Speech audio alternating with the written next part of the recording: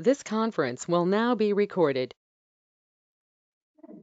अद्य सोमवासरः अथवा इन्दुवासरः पौषकृष्ण चतुर्दशी अमावास्या च दिनांक 31 जानेवारी 2022 चरक विमानस्थळात आहे 5 स्रोत विमान शंखं चक्रं जलयुतान्तरतमृतघटं चारुदौर्भिश्चतुर्भिः सूक्ष्मस्वच्छातिरुद्यांशुकपरिविलसन् मौलिमम्भोजनेत्रं कालाम्भोदोज्ज्वलाङ्गं कटितटविलसच्चारुपीताम्बराढ्यं वन्दे धन्वन्तरिन्दं निखिलगदवनप्रौढदावाग्निलीलम् प्रौढदावाग्निलीलम् ब्रह्मणो हि समारब्धामात्रेयाद्येषु पूजिताम् अस्मदाचार्यपर्यन्तां वन्दे गुरुपरम्पराम्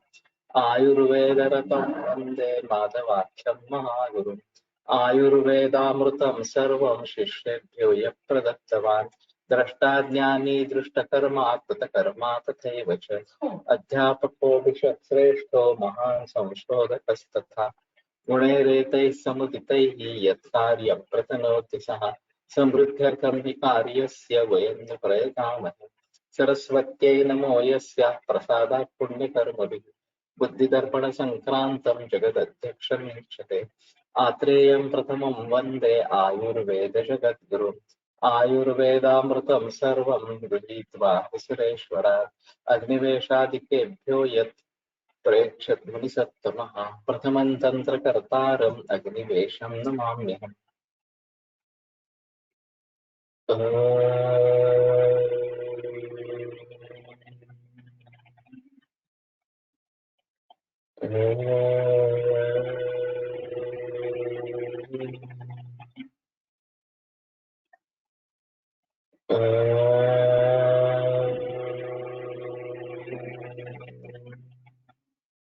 ओम शांति शांति शांति। नयन सुरेश, हमारा वीडियो चालू है।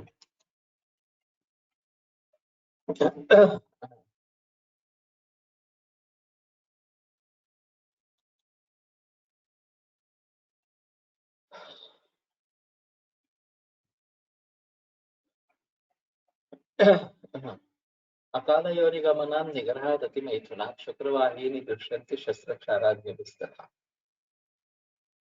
तो अकाल योनिगमन, अकालगमन, अयोनिगमन, ये दो मैंने बताए थे। और खास करके जो होमोसेक्सुअलिटी है, इसमें ये बुधमैथुन काफी कॉमन इस प्रकार का है। निग्रहात, ये भी मैंने बात बताई थी कि शुक्रवेद के रोध करने से अतिमैथुनात् और अतिमैथुन से, तो अतिमैथुन को किसको कहेंगे ये थोड़ा समझ लेना पड़ेगा। और जैसे मैंने कहा कि सेवेत कामका कामम पुत्तो वार्षिक ऋतु में ये जो बात बताई है कि हेमंत ऋतु में वाशीकरण औषधियों से तृप्त होकर अपने इच्छा के अनुसार काम सेवन इस प्रकार का करते हैं। त्र्यहाद वसंत शरदों पक्षाद वर्षाद निदागमोयोः, वसंत और शरद ऋतु में 3 दिन में एक बार, और वर्षा और ग्रीष्म इन ऋतुओं में 15 दिन में एक बार, इतना ये कम बताया गया है। लेकिन व्यवहार का कोई संबंध इसका नहीं दिखाई देता। और फिर भी शुक्र के क्षय के लक्षण दिखेंगे ही ऐसा नहीं है। तो किसकी अपेक्षा, आकांक्षा या सामर्थ्य ज्यादा है, ये भी इसके ऊपर थोड़ा सा निर्भर रहेगा। और इसलिए इंडिविजुअल केस को ध्यान में रखते हुए शुक्र क्षय के बारे में जानना आवश्यक इस प्रकार का हो जाएगा। शस्त्रक्षाराग्निभिः तथा, ये एक अहम मुद्दा है। शस्त्रक्षार और अग्निकर्म से ये बिगड़ जाता है, शुक्रवार स्रोतस बिगड़ जाता है इस प्रकार से। अब शुक्र व स्रोतस को अगर समझेंगे तो वृषण और शेष इतना ही बताया गया, लेकिन शुक्रधरा कला जो है वो सर्व शरीर व्यापिनी इस प्रकार की है। और वरुण अध्याय में वाग्भटाचार्य ने सुश्रुत में भी त्रीणाम तो स्मृति संस्पर्श दर्शन स्मृते शुक्रे व्यवायान दोषान असंसर्गे अवापनयात्, ये श्लोक दिया कि स्त्रियों के स्मृति संस्पर्श वगैरह वगैरह से अगर शुक्र का स्राव हो जाता है तो संसर्ग न होने पर भी वहां पे व्यवहार दोष होगा, ये समझ लेना चाहिए। और खास करके व्रण ठीक होने के लिए शुक्र की उपस्थिति आवश्यक इस प्रकार की। तो ये बात ध्यान में रखते हुए जब नवनिर्माण इस प्रकार का कुछ हो रहा है, नए धातु वहां पे निर्माण हो रहे हैं, तो शुक्र होना जरूरी इस प्रकार का रहेगा। और इस प्रकार से अगर शुक्र का क्षय हो जाए तो घाव ठीक होने में काफी समय इस प्रकार का लगता है। वैसे भी क्षीणे रेतस्य अनन्तरः क्षीयन्ते धातवः सर्वे तत् शुष्यति मानवः, ये भी एक प्रागेक्ष्मा में संप्राप्ति बताई गई है। शुक्र स्नेह संशया, ये एक रागेक्ष्मा का हेतु बताया गया है। तो कार्य के क्षय से कारण का क्षय ऐसा दिखाई तो नहीं देता वास्तव में। लेकिन यहाँ पे क्योंकि शुक्र सभी धातुओं के निर्माण के लिए आवश्यक है, तो शुक्र क्षय होने पर पहले वाले धातुओं का भी क्षय हो जाता है, ये बात वहां पे स्पष्ट की गई है। और फिर अगर शुक्र व स्रोतस इस प्रकार से शस्त्रक्षार अग्नि अभ्यत इस प्रकार का हो जाए, या फिर शुक्रधरा कला से अभ्यत हो जाए, तो ये काफी मुश्किलें पैदा कर सकती है। और खास करके ये बात कैंसर में देखी जाती है। बहुत सारे वैद्यों का और मेरा भी ये कहना है कि एफएनएसी या बायोप्सी भी कैंसर के लिए हानिकारक हो सकती है। अब इसके बगैर तो एलोपैथी में निदान नहीं होता, केमोथेरेपी का ड्रग डिसाइड नहीं किया जा सकता, इसलिए उनके लिए वो आवश्यक इस प्रकार की बात कही जाती है। लेकिन ऐसा करने से अगर कैंसर रिजेक्ट हो गया तो आगे क्या करने वाले, आगे ट्रीटमेंट उसको पहले ही सोच लेना चाहिए। जनरली ऐसा होता है कि डायग्नोसिस करने के लिए डायग्नोसिस इस प्रकार का माहौल रखा जाता है, उसका ट्रीटमेंट से कोई ताल्लुक इस प्रकार का नहीं। वो बात में देखेंगे, अगर कैंसर निकलता है तो उसके बारे में सोचेंगे। तो मैं सुझाव देता हूँ कि ये समझ कर चलो कि अगर कैंसर है, उम्र का 70 या 80 से ऊपर है, काफी फैला हुआ कैंसर है, तो फिर एफएनएसी या बायोप्सी करने से फायदा होगा या नुकसान होगा? तो निस्संशय नुकसान ही होगा। एलोपैथी को तो उसको कुछ लेना देना नहीं है, क्योंकि उन्हें आगे बता देना है कि आप कुछ ट्रीटमेंट नहीं कर पाएंगे, आप घर पे लेके जाओ और सेवा करो, बस बाकी कुछ मत करो। कहना आसान है, लेकिन वास्तव में उसको निभा पाना बहुत मुश्किल हो जाता है। एक तो मरीज को भुगतना पड़ता है और उसके रिश्तेदार वो बर्दाश्त नहीं कर पाते, देख नहीं सकते उसकी इस प्रकार की हालत। तो कोशिश तो करते ही रहते हैं, ऐसा नहीं होता कि एलोपैथी ने छोड़ दिया तो कुछ नहीं करने वाले इस प्रकार से। तो फिर आयुर्वेद होम्योपैथी वगैरह में चले जाते हैं और उसके लिए भी ये दिक्कत का मामला इस प्रकार का हो जाता है। तो शस्त्रक्षार और अग्निकर्म ये फेनेसिया बायोप्सी ये शस्त्रकर्म इस प्रकार का। तो मैं ये पहले सोचने के लिए कहता हूँ कि अगर कैंसर डिटेक्ट हुआ तो उसके लिए एलोपैथी में कुछ है क्या आगे करने के लिए, और अगर करने के लिए कुछ है नहीं तो बेटर ऑप्शन है कि उसको छेड़छाड़ मत करें, वैसे ही छोड़े। लेकिन उसमें ऐसा हो सकता है कि अगर वो मरीज सुधर जाता है बाद में आयुर्वेदिक दवाओं से, तो फिर एलोपैथी कहती है कि ये शायद कैंसर होगा ही नहीं, क्योंकि एफएनएसिया बायोप्सी का प्रूफ ही नहीं था। तो जो ठीक हो गया वो कैंसर नहीं था। मैं समझता हूँ कि ठीक है, हमारा मतलब क्या है, कैंसर ठीक हुआ ये बताने के लिए हम ट्रीटमेंट करते हैं, तो पेशेंट अच्छा हो जाए इसलिए ट्रीटमेंट करते हैं। तो हमारा मकसद जो है वो पेशेंट अच्छा हो जाए इसलिए हम ट्रीटमेंट कर रहे हैं, इतना ही होना चाहिए। मैंने कैंसर ट्रीट किया, अच्छी तरीके से ट्रीट किया, ये बताने के लिए, गौरव के लिए मैं कर दूं, ये बात नहीं होनी है। लेकिन फिर भी लोग मानते नहीं है और फिक्र करते नहीं, जरूरत नहीं है उसके बगैर निदान ही नहीं होगा, और निदान ही नहीं होगा तो ट्रीटमेंट क्या करेंगे वगैरह। तो मैं सुझाव देता हूँ, अगर पॉसिबल है तो एक्सीजन बायोप्सी करो।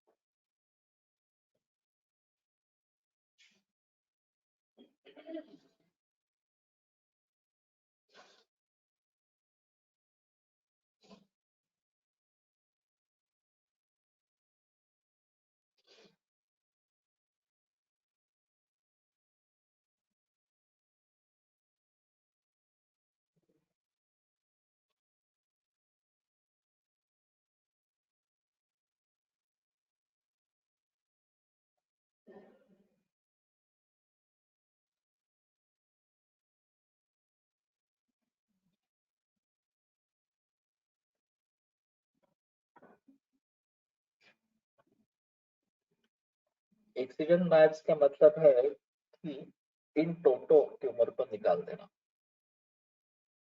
जहां पे पॉसिबल है वहां ट्यूमर पूरा का पूरा कैप्सूल सहित निकाले और फिर उसका हिस्टोपैथ करें। तो अगर कैंसर है भी तो भी बाकी टिश्यू डिस्टर्ब नहीं होंगे इस प्रकार से, और फिर मरीज के सुधरने की अपेक्षा ज्यादा अच्छा इस प्रकार की हो सकती है। लेकिन ऐसा होता नहीं है, वो बताते हैं कि नहीं नहीं ये सेपरेबल नहीं है, कैप्सुलेटेड नहीं है, तो सिर्फ एफएनएसी करेंगे, बायोप्सी करेंगे, और फिर कैंसर निकला तो केमोथेरेपी आरंभ करेंगे ताकि वो थोड़ा श्रिंक हो जाए, और फिर उसको निकालने की कोशिश करेंगे, फिर थोड़ा रहेगा उसको रेडिएशन दे देंगे।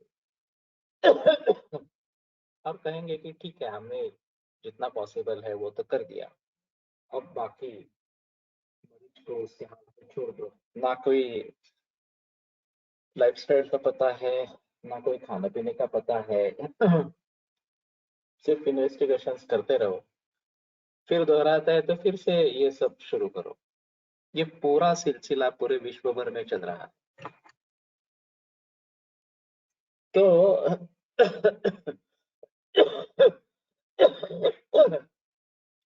लोगों के पास दूसरा कोई चारा ही नहीं रहता, क्योंकि दूसरी कोई सिस्टम है ही नहीं, और फिर लोग बेबस होकर इसमें चले जाते हैं। और तथाकथित बुद्धिवादी भी इसमें खींचे जाते हैं, क्योंकि उनको जानकारी ही नहीं है, जो जानकारी डॉक्टर देते हैं वही जानकारी उनके पास भी। तो कोई मतलब नहीं है इस प्रकार से करने से। तो पहले ही सोच लेना चाहिए कि आगे अगर हम आगे इसको बढ़ाएंगे या नहीं बढ़ाएंगे। अब ये रही सर्जरी की बात। वैसे रेडिएशन जो है वो अग्निकर्म के तुल्य इस प्रकार का है, जलाना ही है वास्तव में इस प्रकार से। और ये स्थानिक लोकल इस प्रकार का है। और केमोथेरेपी जो है वो आभ्यंतर क्षार प्रयोग जैसे करने की चीज है। और वो भी कुछ उसके बारे में सोच समझ के बिना, या फिर कौन से मरीज में कितने दुष्परिणाम हो सकते हैं इनके सभी के बारे में बगैर कोई सोच, या ऋतु कौन सा है, ग्रीष्म ऋतु है और फिर भी हम केमो दे रहे हैं, तो कोई सोच इस प्रकार की नहीं है। और देते देते हैं मरीजों को भुगतना भुगतना पड़ता है, फिर भी सह लेते हैं क्योंकि वो सोचते हैं कि इससे कैंसर ठीक हो जाएगा तो मुझे लाइफ मिलेगा। केमोथेरेपी का success rate 2.1% in US and 2.3% in Australia इतना ही है, तो बाकी करीबन 98% को तो फिर से कैंसर दोहराता रहता है और बिगड़ती जाती है कंडीशन इस प्रकार से। तो इसके बारे में कैसे सोचना है? तो मैं मानता हूं कि ये शुक्र व स्रोतस को बिगाड़ने वाला इस प्रकार का है, केमो सर्जरी रेडिएशन ये सभी। तब ये लेकर लोग जब आते हैं या कंकरेंटली ये सब चालू है, तो हमें शुक्र दृष्टि के बारे में सोचना है। वैसे भी हाइब्रिडाइजेशन प्रोसेस के जरिए शुक्र दृष्टि के बारे में सोचना ही है, ये तो हम देख ही रहे हैं। और शुक्र शोधन करने का प्रयोग सभी मरीजों में करते रहते हैं। इससे भी ये बात स्पष्ट होती है कि शस्त्र क्षाराग्निवेश तथा शुक्र दृष्टि होती रहती है। और फिर ऐसी अवस्था में हमें शुक्र दृष्टि को दूर करने के लिए प्रयास करते रहने पड़ेंगे। अब बात ये रही कि शस्त्र कर्म से इस प्रकार से कैंसर फैल जाता है, ये तो मालूम है। एफएनएसी बायोप्सी की जाए या रेगुलर ऑपरेशन करके ट्यूमर निकालने की कोशिश की जाए। एडजेसेंट जो लिम्फ नोड्स है उसकी भी बायोप्सी ली जाती है और उनके जगह भी कैंसर फैल जाता है। तो ये एक मुद्दा शस्त्र कर्म के बारे में होता है। जब लोकल रेडिएशन इस प्रकार के देते हैं तो नॉर्मल सेल भी जल जाते हैं, आजू बाजू में जो नॉर्मल सेल्स है वो भी जल जाते हैं। और फिर ये फाइब्रस टिश्यू डेवलप होता है, मुंह खोलने में बहुत तकलीफ इस प्रकार की होती है वगैरह वगैरह। तो उसको लोकल कुछ ऐसा चाहिए जो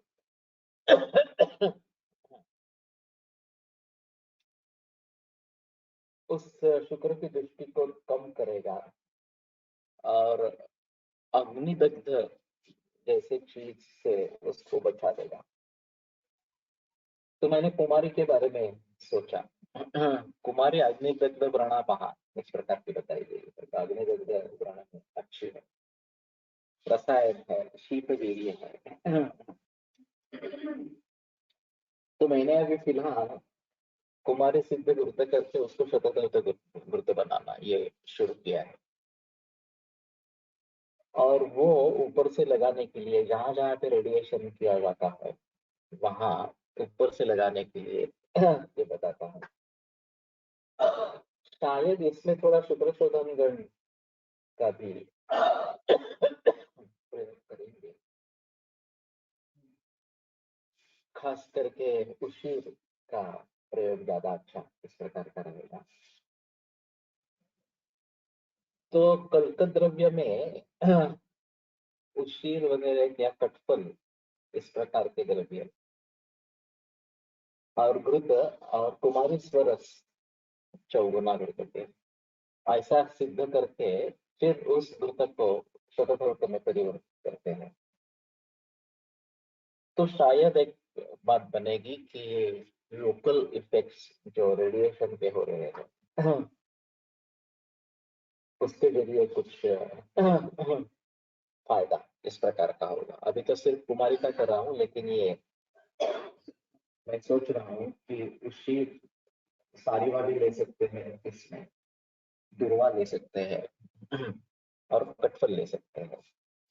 तो इनका कल को ऐसा बना के कुमारी स्वरस में सिद्ध करके अगर घृत बनाते हैं, कुमारी घृत इस प्रकार का, और फिर उसको शतधोत करते हैं, तो एक बात बनेगी। अब जो केमोथेरेपी देते हैं वो तो सार्वजनिक असर करने वाली इस प्रकार की है। इसमें भी अभी टारगेटेड थेरेपी ये भी बात है, केमो एम्बोलाइजेशन ये भी एक बात है, और जनरलाइज केमोथेरेपी ये भी बात है। टारगेटेड थेरेपी हो या फिर केमो एम्बोलाइजेशन की बात हो, तो थोड़ा लोकल रेडिएशन जैसा है। और सार्वजनिक जब दी जाती है तो वो पूरे बदन में फैल जाती है इस प्रकार से। लेकिन जब केमोथेरेपी दी जाती है सलाइन की वजह से, वहां सलाइन आउट न जाए इसके बारे में बहुत सजग होना जरूरी होता है। मैंने देखे हैं मरीज कि सलाइन आउट हो गया, नर्स का कोई ध्यान नहीं था, डॉक्टर तो चले गए थे, और वो पूरा हाथ जल गया, लिटरली जल गया, जैसे बैंगन हम भर्जित करते हैं उस प्रकार का पूरा हाथ हो गया था। पेशेंट चिल्लाता रहा, उसके रिश्तेदार भागदौड़ करते रहे, किसी ने भी देखा नहीं, और पूरा हाथ जल गया। तो मैंने खुद 2 इस प्रकार के मरीज देखे हैं। तो ये तो लापरवाही है, इसमें कोई संदेह की बात नहीं। तो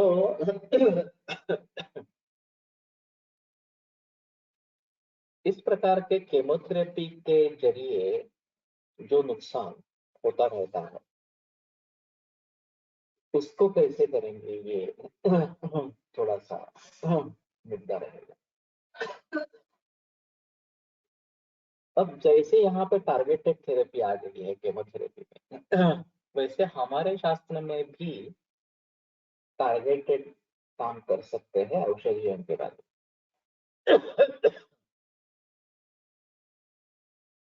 मैंने काफी बरस पहले लेक्चर दिया था, mode of action of drug Ayurvedic approach इस प्रकार से, और फिर उसको 3-4 बार दोहराया भी है। प्रतिनियत शक्तिकानी भेषज द्रव्याणु, भेषज द्रव्य जो है वो प्रतिनियत शक्ति इस प्रकार के होते हैं। उसकी एक अपनी अपनी खासियत होती है, वो कहाँ पे काम करेगा, किस प्रकार के कंडीशंस में वो काम करेगा। और अगर उसको उस प्रकार की कंडीशन आइडियल मिल जाती है तो वो सबसे आइडियल ड्रग होता है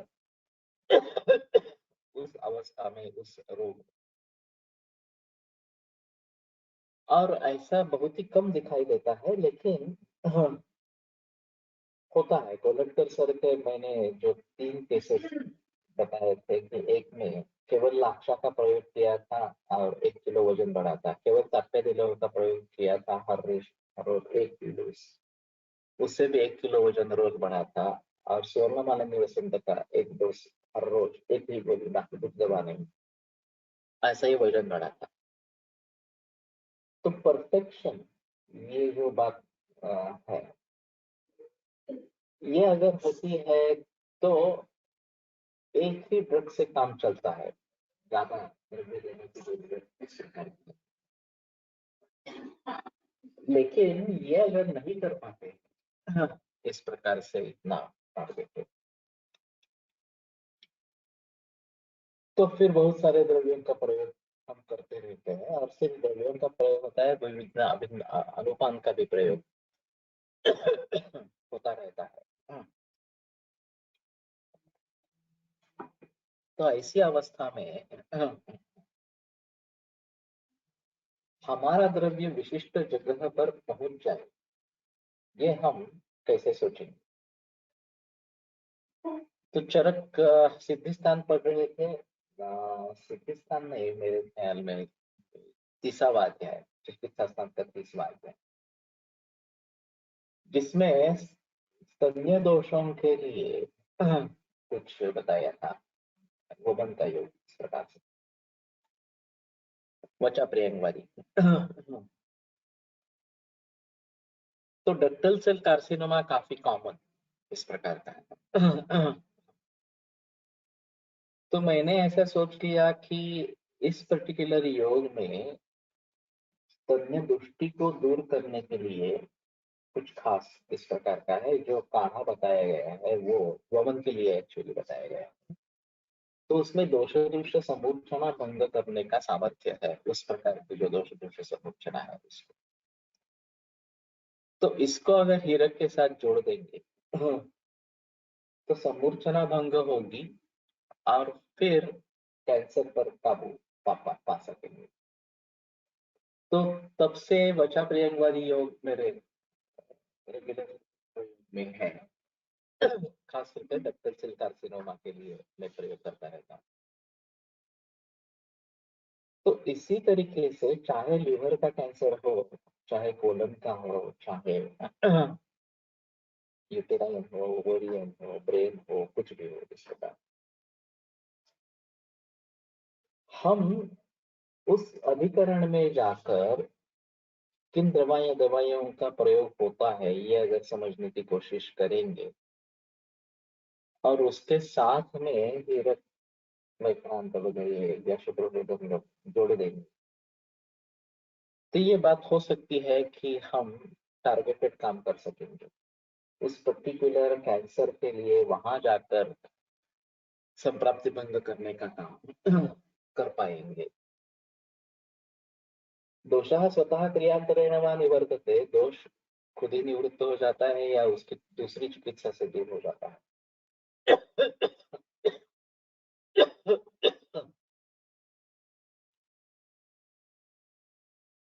तो दोष दुष्ट समूर्छना भंग होना बहुत जरूरी इस प्रकार का रहेगा। तो इसके लिए हर कैंसर की वैरायटी को संप्राप्ति उसकी इस प्रकार से हो रही है,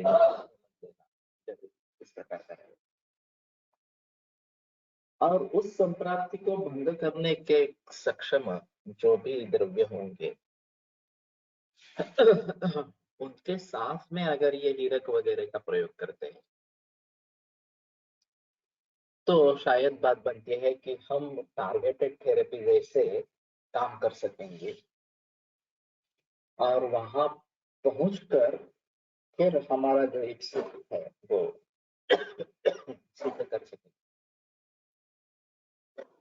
तो ये एक अहम मुद्दा है, जितना ये स्पष्ट रूप से डक्टल सेल कार्सिनोमा में स्पष्टतया प्रतीत हुआ, उतना सभी रोगों में प्रतीत हुआ है ऐसा नहीं है, ये अलग मुद्दा है। ज्यादा से ज्यादा दोषों को पकड़ने की कोशिश करते हैं कि कौन सा धातु इन्वॉल्व है इस प्रकार से, और धातुपाचक का प्रयोग करते हैं, लेकिन ये फिर भी सामान्य है, ये कोई विशेष इस प्रकार की बात नहीं है। जैसे मैंने ब्लैडर कैंसर की केस बताई थी, मूत्र वेगावरोध से ब्लैडर कैंसर हुआ था, और फिर अवपीड़क स्नेहपान ये इसके लिए एक अहम मुद्दा इस प्रकार का था। या बस्ती में, ब्लैडर में बस्ती देना, ये जो हमने उत्तर बस्ती उसमें प्रयोग किए, और फिर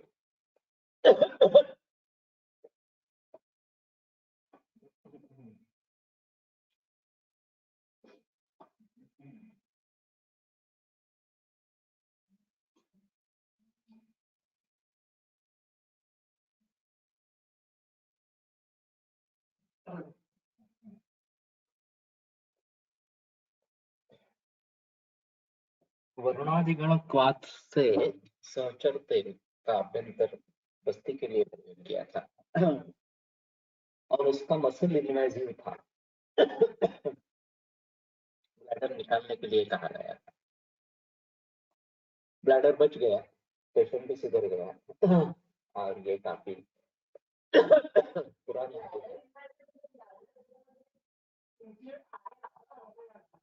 हाँ,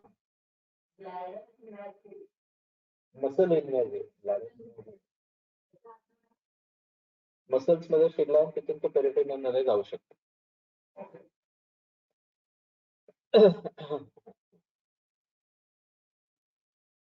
तो ऐसी हालात में जो कारण मिला मूत्र वेगावरोध, उसके आधार पर अवपीड़ित स्नेहपान बताया गया है, उसका प्रयोग और फिर ये उत्तर बस्ती का प्रयोग।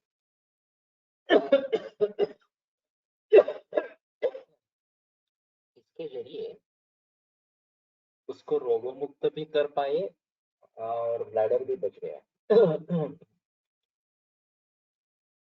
तो कहने का तात्पर्य अर्थ ये है कि जहां इस प्रकार से अगर टारगेटेड काम कर पाएंगे, लेकिन हमें चाहिए कि कौन सा भाव वहां पे इन्वॉल्व है आयुर्वेद की दृष्टि से, वो भली भांति समझ पाए और फिर वहां तक कैसे पहुंचने का, किस रोग की संप्राप्ति में ये निर्दिष्ट है, ये देखना पड़ेगा। और फिर ये काम हो सकता है कि हम टारगेटेड इस प्रकार से काम कर सकेंगे। तब इसमें भी अगर हम ये शुक्रशोधन गण वाली दवाइयां और वहां द्रव्य पहुंचाने के लिए जो चाहिए उसके साथ में अगर देखेंगे तो ज्यादा अच्छे रिजल्ट इस प्रकार से मिलेंगे। अभी तो फिलहाल जनरलाइज केमोथेरेपी के खिलाफ शुक्रशोधन गण का रसायन का प्रयोग करना है, ये कर रहे हैं। सिर्फ उसी से बात बनेगी ऐसा नहीं है, तो ठीक है, कुछ भी हाथ में नहीं है उसके बजाय ये अच्छा है, लेकिन अगर इसमें परफेक्शन ला सकते हैं तो ज्यादा बेहतर इस प्रकार का होगा। तो शस्त्रक्षार अग्निकर्म से ये बिगड़ जाता है, शुक्र व स्रोतस बिगड़ जाता है, पहले ही बिगड़ा होता है हाइब्रिडाइजेशन के वजह से, और इससे और बिगड़ जाता है। और इसीलिए तो एलोपैथी में इतना बड़ा फेल्यूर है कि ठीक करने के बजाय उसको और बिगाड़ने का काम कर रहे हैं। और केवल सीटी स्कैन या मार्कर्स के जरिए दिखा सकते हैं कि ट्यूमर साइज कम हो गया है, इसके आधार पर एलोपैथी राज कर रही है, जो केवल तात्कालिक इस प्रकार का परिणाम है और उल्टा ज्यादा बिगड़ जाता है और काफी तकलीफ करने वाली इस प्रकार की चीज हो जाती है। तो इन सभी बातों को ध्यान में रखते हुए शुक्र व स्रोतस की दृष्टि को समझ लेंगे, खास करके कैंसर जैसे मरीजों, और फिर उनसे बचने की कोशिश इस प्रकार से करेंगे। मूत्रितोदक भक्ष्यस्त्री सेवनान् मूत्र निग्रहात् मूत्रवाहिनी दुष्यन्ति क्षीणस्य आभिक्षतस्य च। तो मूत्रवेग निर्माण हुआ है इस प्रकार से उदक, उस प्रकार की अवस्था में उदक भक्ष्य स्त्री सेवन, पानी पीना, खाना खाना या फिर स्त्री सेवन करना या मूत्र निग्रह इस प्रकार से करने से मूत्र व स्रोतस नष्ट हो जाता है और क्षीणस्य अभिक्षतस्य च, क्षीण और अभिक्षत इससे भी मूत्र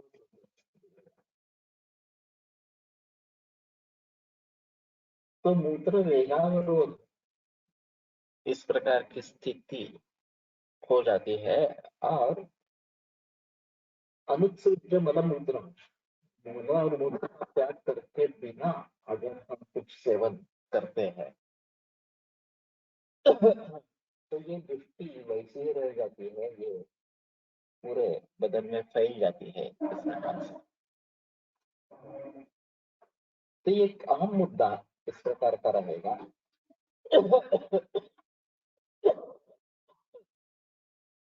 वेगी तो अन्य कार्य से नादित्वा साध्य मामले, वेग निर्माण हुआ है तो दूसरा कुछ भी कार्य नहीं करना है, पहले इस वेग को शांत करना है। और उसी प्रकार से अगर साध्य व्याधि है तो उसको जीतने के बगैर दूसरा कुछ करना नहीं है। ये इसमें अहम मुद्दा इस प्रकार का रहेगा। तो ऐसी अवस्था में खाना खाना या पानी पीना ये भी बराबर इस प्रकार का नहीं है। तो मूत्र एक बार शांत हो जाए तो फिर खाना खाना है या पानी पीना है या स्त्री सेवन जो भी है वो भी उसी अवस्था में करना है।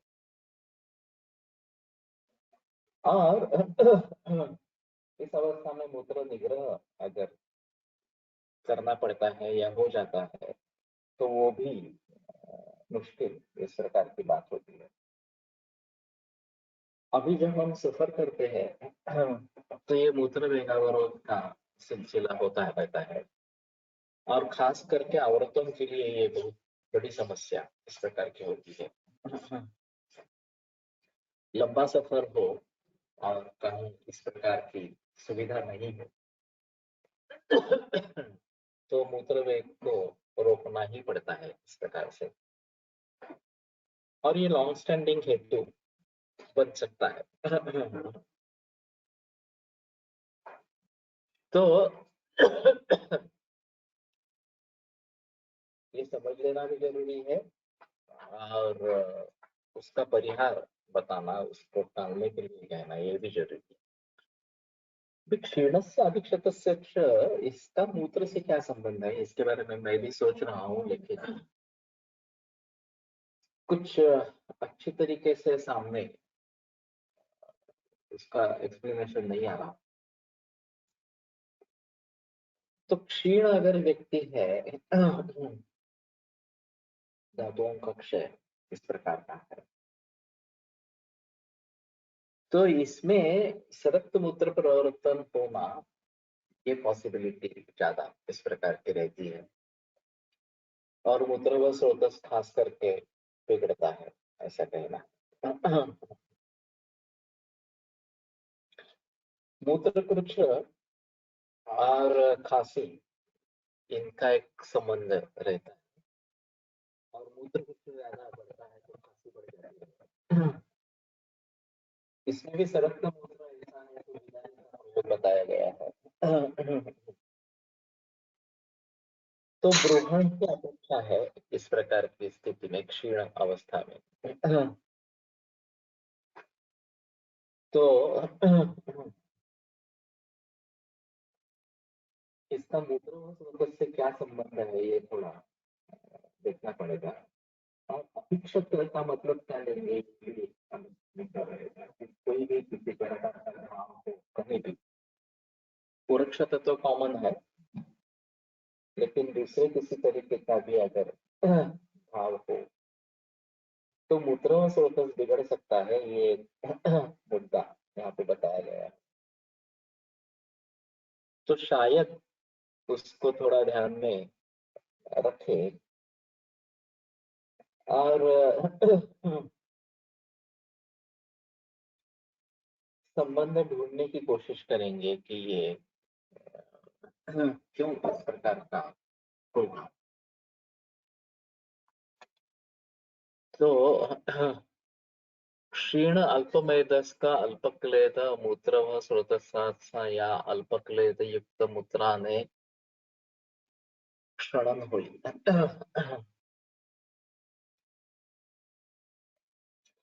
अब ऐसा है थोड़ा सा कि हमारे हिसाब में तो जो पक्वाशय गतास्तत्र नाट्यम मूत्र वहां स्त्रियाः वगैरह वगैरह बात बताई गई।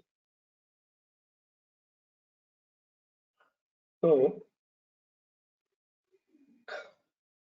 पक्वाशय ब्लैडर ये हमारे हिसाब में मूत्रोह स्रोतस इस प्रकार के है। अतिकृशस्य पाठात् पाठभेद है। क्षीरस्य आश्रित अतिकृशस्य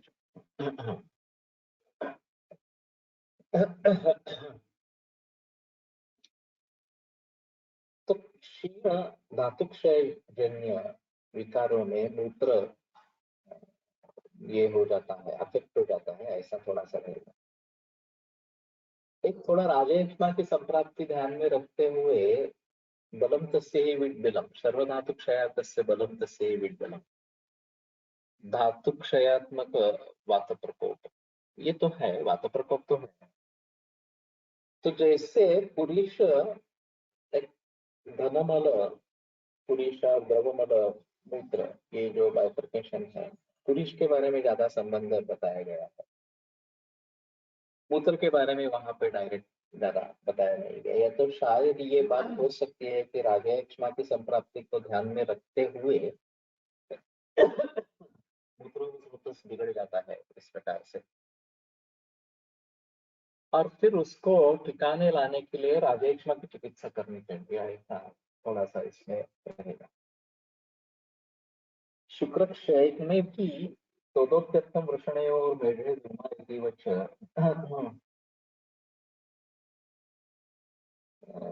पहली पंक्ति क्या है?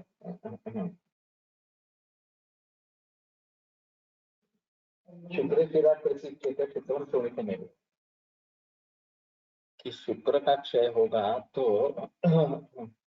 शिरा प्रसिद्ध शुक्रम बहुत देर के बाद शुक्र बाहर आता है, या शोणितमेव रक्त ही बाहर आता है। बागेवाड़ी ने एक उनकी किताब में केस बताई है, या ऐसा ही कोई एक शुक्र क्षय वाला आदमी, तकलीफ उसकी थी कि रक्त आ रहा था और किसी को उसका पता नहीं चला रक्त क्यों आ रहा है इस प्रकार से, क्योंकि ये स्कैन भी सब नॉर्मल थे। फिर इनके पास आने के बाद वो पता चला कि ये शुक्रक्षय के कारण रक्त आ रहा था इस प्रकार से, तो शुक्रक्षय की ट्रीटमेंट करने से वो ठीक हो। परिश्रम किंवा व्याधी खूप क्षीण झालेल्या व्यक्तींमध्ये बऱ्याच वेळेस मूत्रक्षय किंवा मूत्रसंबंधी इतर लक्षणे दिसतात असे ऑब्झर्वेशन प्रत्यक्षात देखील आहे। ठीक है। तो मैं समझता हूँ कि ये थोड़ा सारकट्ट विभाजन ठीक तरीके से नहीं हो रहा, सार भाग जितना बनना चाहिए था वो बन नहीं रहा, और जैसे शोणित स्टीवन ये पुरुषत्व में चला जाता है राजयक्ष्मा की अगली अवस्था में, वैसे ही ये मूत्र के द्वारा रक्त रसोक्तस्य न रक्ताय मांसाय कुतये, वो तो रस का रक्त भी नहीं बनता, तो वैसे मूत्र से सम्मिश्र हो जाता है, ऐसी कुछ चीज हो सकती है। कृशोपाय विधावन्ति रोगाश्च ग्रहणीगतः ये तो है। तो ग्रहणीगत विकृति इसमें कुछ व्यक्ति में इस प्रकार की होती है, और फिर गौरमंद विषांच तत्व वगैरह वगैरह ये जो बात चिकित्सा स्थान 15 में गृहिणी चिकित्सा में बताई गई, उन सभी को ध्यान में इस प्रकार से रखना पड़ेगा। और वो सब देखते हुए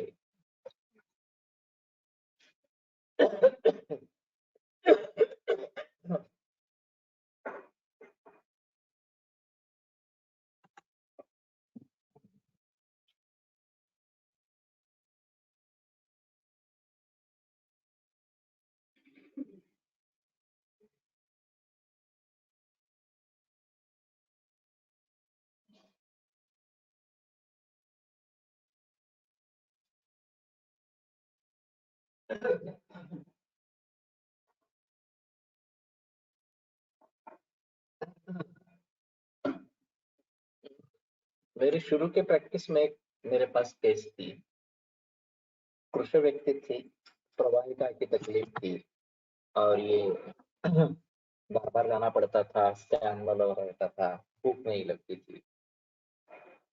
मैंने स्वर्ण प्रॉपर्टी का प्रयोग किया, उसका अच्छा रिजल्ट भी मिला, लेकिन आगे सुधार नहीं हो रहा था, अग्नि नहीं बढ़ रहा था। तो पणसोड़कर सर थे उस समय में, मैंने उनको दिखाया।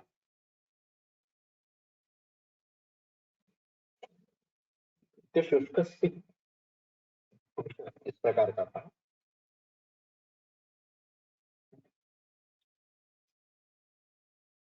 मांसोक्षग्लानि गंडस्य शुष्कता संधि वेदना में मांसोक्षय में बताया गया है।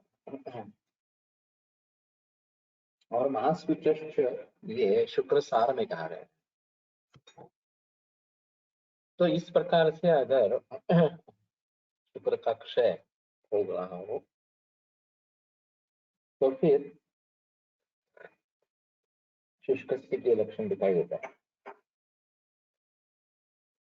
तो कंसल्टेंट ने सुझाव दिया कि अश्वगंधा की तेल मालिश के लिए दे दो, और वो करने से उनमें सुधार हो गया। कृष क्षतक्षीण अतिकृष व्यक्तीने मूत्रकादी हेतू सेवन केले तरच मूत्र व स्रोत सृष्टी संभवते असे म्हणावेसे आहे का? म्हणजे कृष नसलेला पुष्ट निरोगी बलवान अशा इतरांमध्ये हेतू सेवनाने तेवढी मूत्र व स्रोतदृष्टी होत नाही असे आहे। दृष्टि तो होगी, सहन करने की क्षमता होगी या नहीं होगी ये अलग बात रहेगी।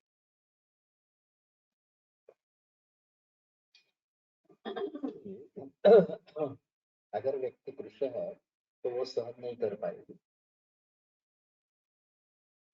और उसके लिए वो ज्यादा दिक्कत वाली बात इस प्रकार के हो जाएगी। तो यहाँ राजयक्ष्मा की या कृषत्व की चिकित्सा करने चाहे मूत्र से संबद्ध इस प्रकार का व्याधि हो और उसका वृत्त से जो नाता आती है एलोपैथी में जोड़ा गया है, वो शायद हम प्रमेय की चिकित्सा के बारे में सोचेंगे तभी सोचेंगे। क्लेल अगर बहुत बढ़ गया, बहु अबद्ध इस प्रकार का मांस और मेद इस प्रकार के है, तो धातु निर्माण की प्रक्रिया ठीक नहीं हो रही है और प्रमेय का बेस अगर है तो फिर उसके बारे में थोड़ा सोचना पड़ेगा और प्रमेय चिकित्सा करनी पड़ेगी, ऐसा थोड़ा सा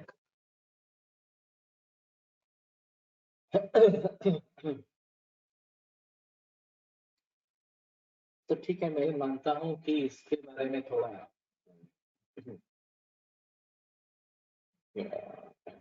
राजेश माँ की संप्राप्ति, अतिपुरुष की संप्राप्ति थोड़ी देखेंगे और ओवरऑल विचार करके फिर उसमें क्या करना है ये सोचेंगे, ज्यादा बेहतर रहेगा। संधारणात् अत्यशनात् अजीर्णात् धिषणात् तथा वर्चवाहिनी दुष्यन्ति दुर्बलाग्नि कृशस्य च। तो संधारणात् वेग धारण करने से प्रकार से, अत्यशनात् ज्यादा खाने से, अजीर्णात् धिषणात् तथा अजीर्ण होते समय खाने से और अध्यशन करने से। अत्यशन और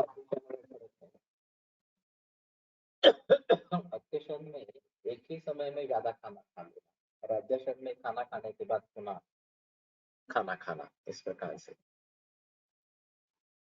वर्चवाहिनी दुष्यंती दुर्बलाग्नि कृशस्य च। इससे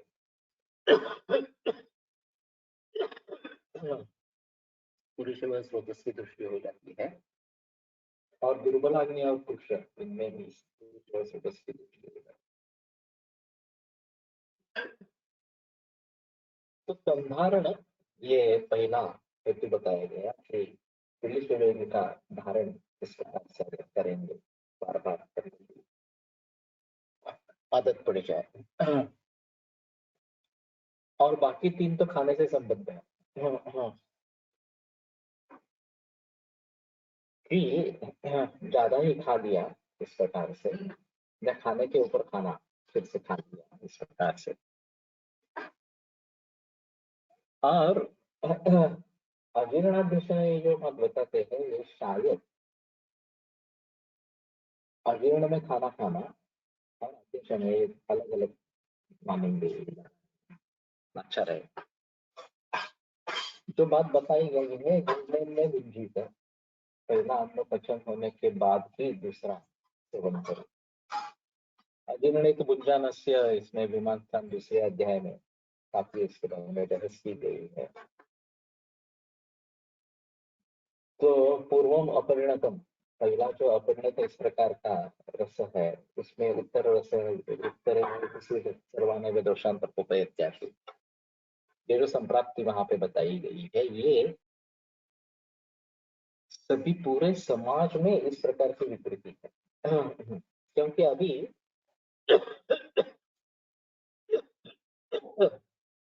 पहला अन्न पचन हुआ है या नहीं है, ये देखा ही नहीं जाए।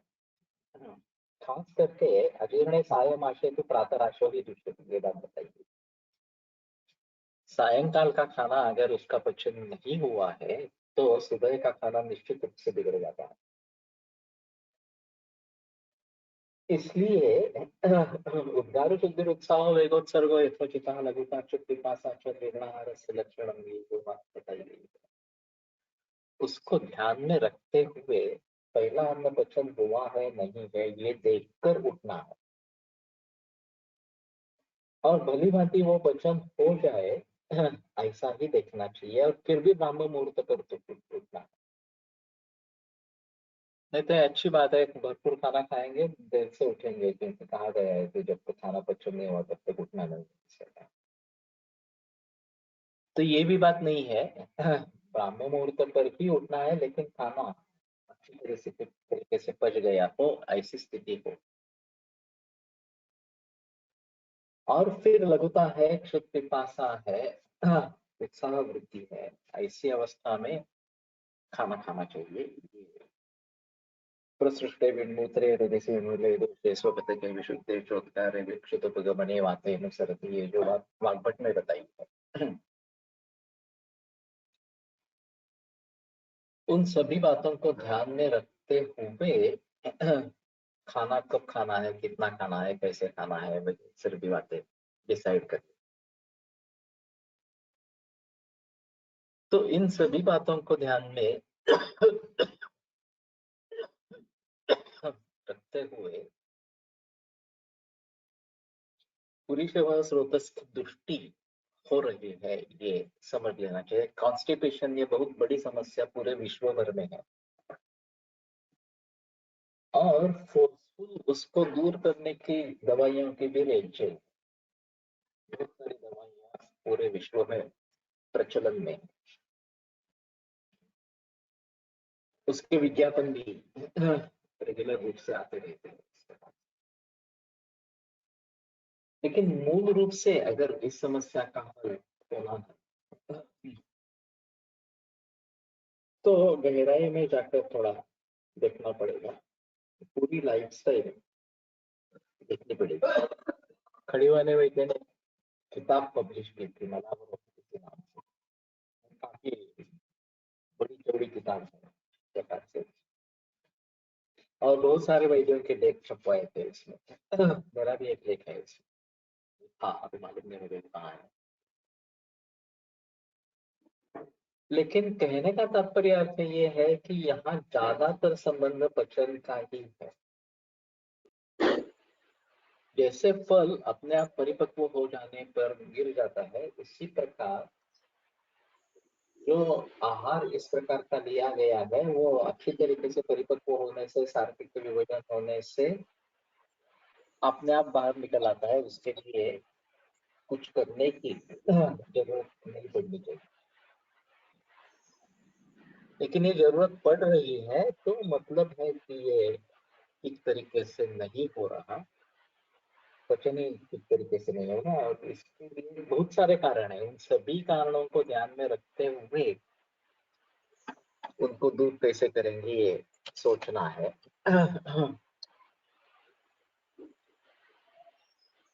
तो संधारणाद ये एक कारण इस प्रकार का हो सकता है। अत्यशन, अध्यशन और अजीर्णाशन, ये तीनों काफी कॉमन हेतु इस प्रकार के हैं। जैसे कि मैंने कहा था कि ये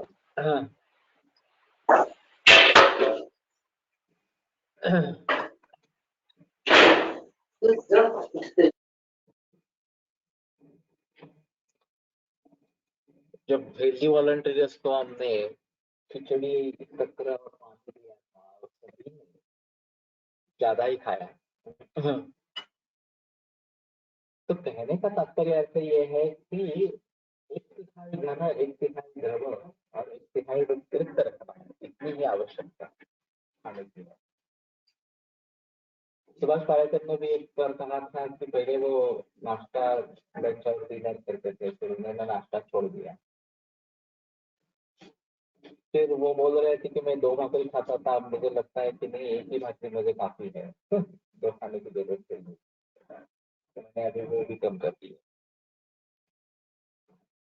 तो वास्तव में ऐसा है कि जरूरत बहुत कम होती है और हम खामखा ही ज्यादा खाते हैं।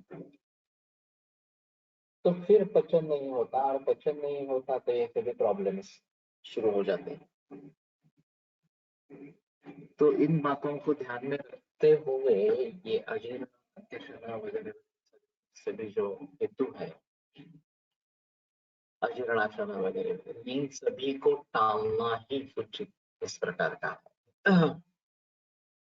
व्यायामात् अतिसंतापात् शीतोष्णाक्रम सेवनात् स्वेदवाहिनी दुष्यन्ति क्रोध शोक भयैस्तथा।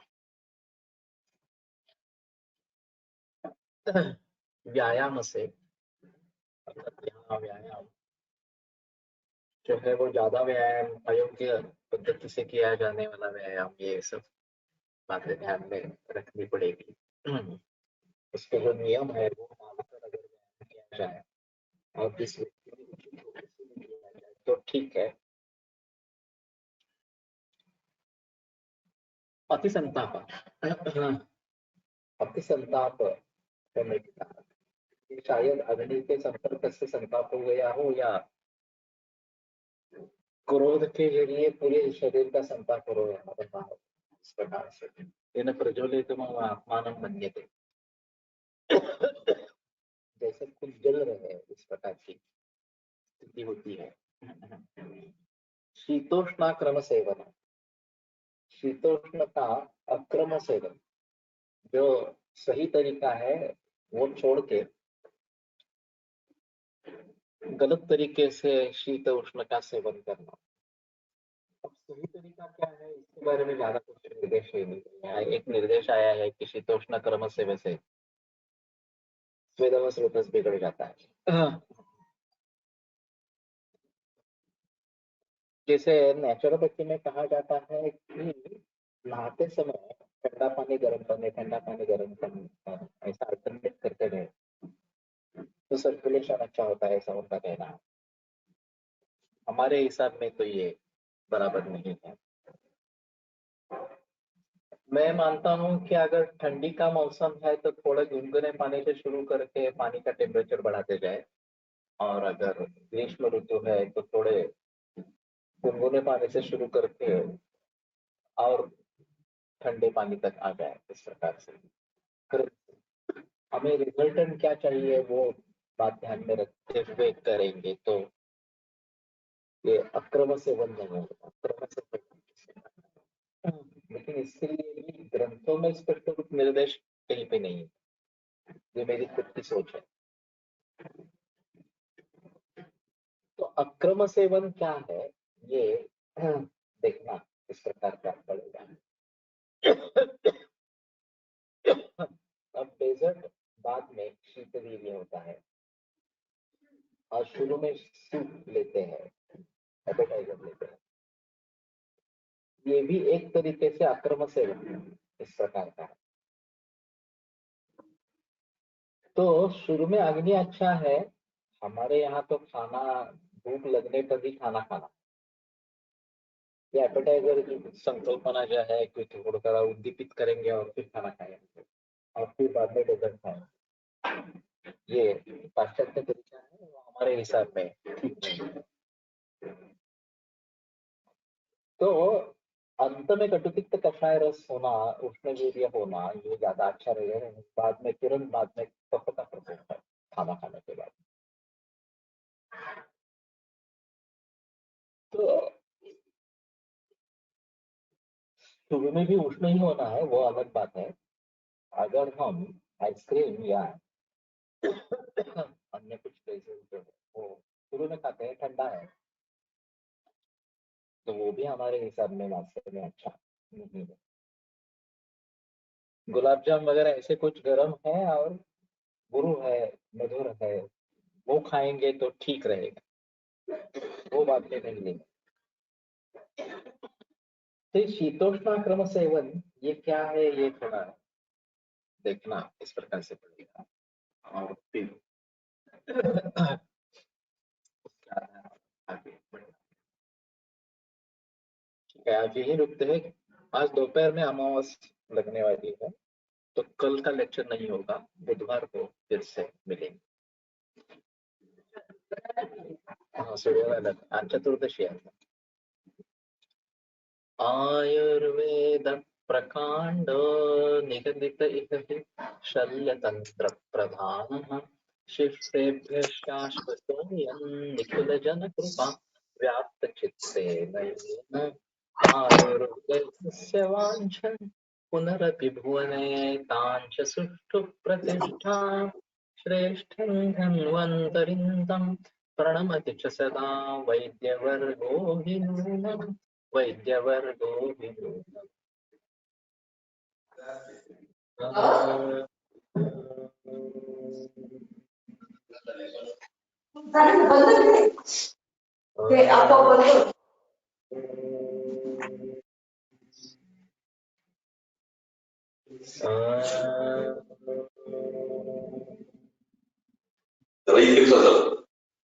झालाय का? बंद करायचं नाही काय? कसं काय बंद नाही होत?